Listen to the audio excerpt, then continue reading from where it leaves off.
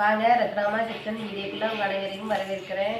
இன்றைக்கி வந்து திருவாதிரைங்க, அதனால் இன்றைக்கி திருவாதிரைக்கு களி எப்படி செய்கிறதுங்கிறதையும் பார்க்கலாம். அப்புறம் 7 காய் போட்டு கூட்டு வைக்கணும், அதையும் இன்றைக்கி பார்க்கலாம். வாங்க வீடியோக்குள்ளே போகலாம்.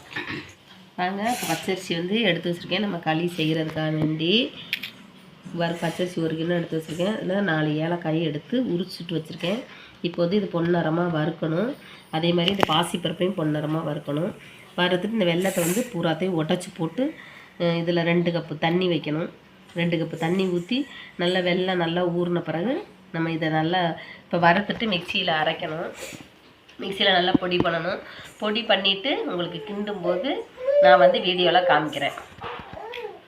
காய் போட்டு கூட்டு வைக்கணுங்க. இந்த காய் வந்து உருளைக்கிழங்கு எடுத்திருக்கேன், மேரக்காய் எடுத்திருக்கேன், வாழைக்காய் எடுத்திருக்கேன், அப்புறம் இது கேரட்டு, பீக்கங்காய், அப்புறம் கொஞ்சோண்டு மொச்சக்காய், அப்புறம் அவரைக்காய் இதுதான் எடுத்திருக்கேன்.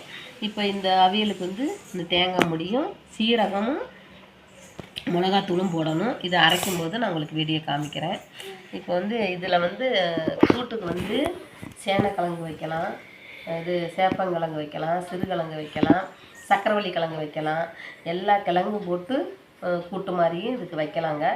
ஆனால் நான் வந்து எங்களுக்கு அதெல்லாம் சாப்பிட மாட்டேங்கிறாங்கங்கிறக்காக சேனக்கிழங்கெல்லாம் அரிக்குதுன்னு சாப்பிட மாட்டேங்கிறாங்க. உருளைக்கிழங்கு இது சக்கரவள்ளி கிழங்கு கரப்பான்னு சொல்லி சாப்பிடல. அதனால் நான் வந்து வெறும் காய்களாக போட்டு குழம்பு வைக்கிறேன். அந்த மாதிரி கிழங்குகளும் போட்டு குழம்பு வைக்கலாம், கூட்டு வைக்கலாம். நான் இப்போ இந்த காயை மட்டும் 7 காய் எடுத்திருக்கேன். இந்த காய் மட்டும் போட்டு இப்போ கூட்டு வைக்க போகிறேன்.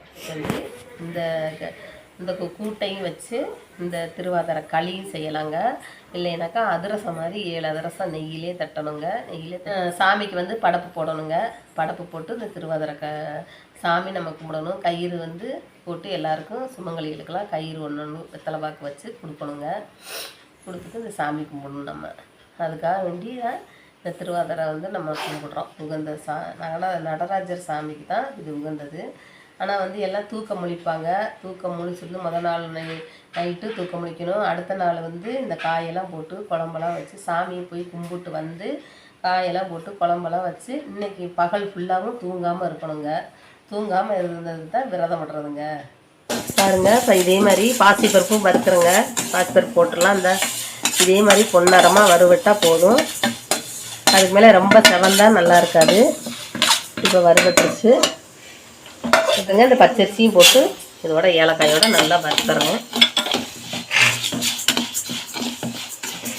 நல்லா பொன்னரமாக நல்லா வறுத்து வாசம் வந்துச்சுன்னா தான் நல்லா களி நல்லா சூப்பராக இருக்குங்க. இதிலே வந்து நெய்யிலே வந்து 7 அடையும் செய்யலாங்க. திருவாதிரை அடை தட்டியும் நம்ம சாமி கும்பிடலாம்.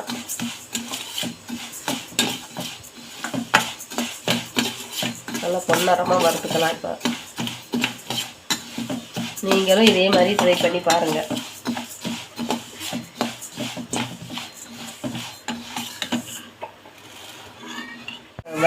இந்த அளவுக்கு வறுவட்டாலே போதுங்க. இப்போ இதை 2ஐயும் எடுத்துருவோம். கொஞ்சம் நேரம் ஆறினோன்னே பொடி பண்ணணும். பொடி பண்ணிவிட்டு உங்களுக்கு நான் காமிக்கிறேன். இந்த போது நல்லா நைஸாக அரைச்சிட்டேங்க. இதே மாதிரி நல்லா நைஸாக அரைச்சாச்சு. நல்லா வாசம் படுத்த வாசம் கமக்கணுன்றது. இப்போ வந்து இந்த கப்பில் வந்து 1 கப்பு அரிசி எடுத்தேன். அதுக்கு 3 கப்பு தண்ணி ஊற்றணும். இப்போ நம்ம இதில் 2 கப்பு தண்ணி ஊற்றிடலாம்.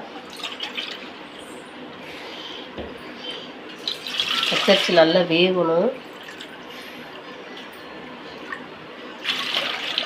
3 கப்புக்கு 1 கப்பு வந்து இந்த வெல்லத்தோட உடச்சுட்டு இதை வச்சுருக்குறாங்க. இது கரையட்டும். கரைஞ்ச பிறகு இது வெந்த பிறகு தான் நம்ம இதை வந்து மாவை போட்டு தண்ணியில் கலக்கிடுவோம். இப்போ இந்த தண்ணியில் மாவை போட்டு கலக்கிடலாம். கலக்கிட்டோம்னா கட்டி விடாமல் இருக்கும். அப்படியே வச்சு நம்ம அடுப்பில் வச்சு கிண்டிக்கலாம். இது இறக்க போகும்போது நான் வீடியோ காமிக்கிறேங்க. வெந்த உடனே தான் நம்ம வந்து பாகு போடணும். இல்லைனாக்கா போட்டோம்னா வேகாதுங்க. இப்போ வந்து வெள்ளை பாகை ஊற்றிடலாம். பாகு இல்லை, வெள்ளத்தில் தண்ணி ஊற்றி வச்சுருக்கேன். இப்போ அந்த வெள்ளத்தை ஊற்றிடலாம்.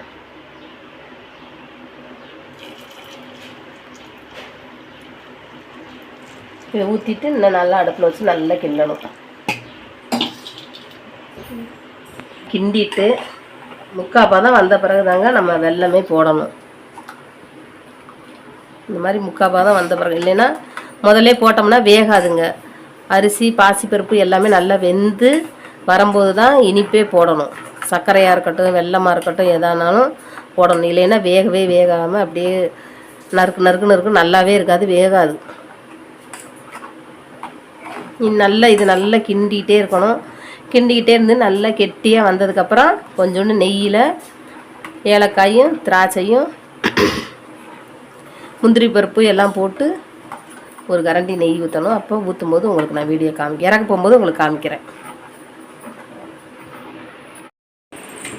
பாருங்கள், கூட்டுக்கு வந்து தேங்காய் சீரகம் எல்லாமே அரைச்சிருக்காங்க. தக்காளியும் போட்டு இதிலே அரைச்சிட்டேன். இப்போ வந்து எப்படி தாளிக்கிறதுங்கிற பார்க்கலாம் வாங்க, வீடியோ கேட்குறேன். கூட்டுக்கு நல்லா டேஸ்ட்டாக இருக்கும்.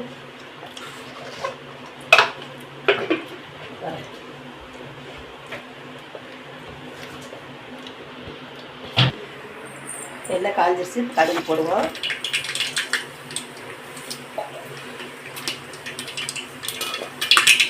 உருளைக்கிழங்கு போடுறாங்க.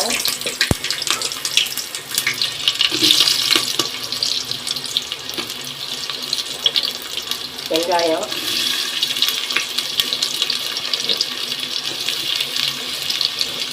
அவரைக்காய்,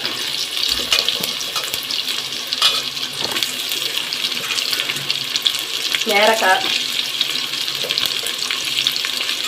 வாழைக்காய், சிக்கங்காய், கேரட் எல்லா காயும் போட்டாச்சுங்க.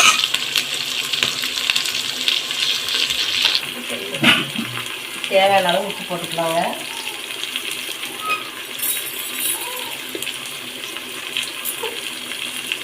உப்பு போட்டுக்கலாம். இப்போ அரைச்சி வச்சுக்கிறதையும் இதோட ஊற்றிடலாம்.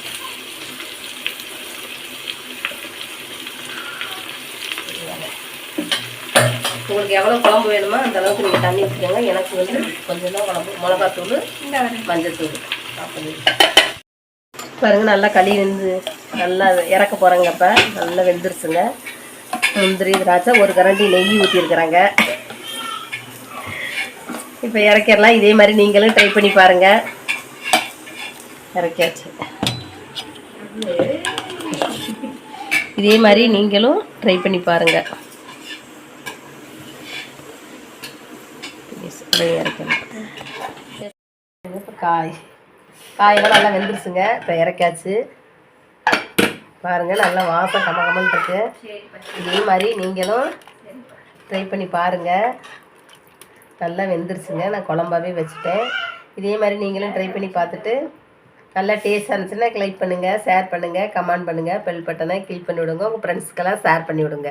அடுத்த வீடியோவில் பார்க்கலாம்.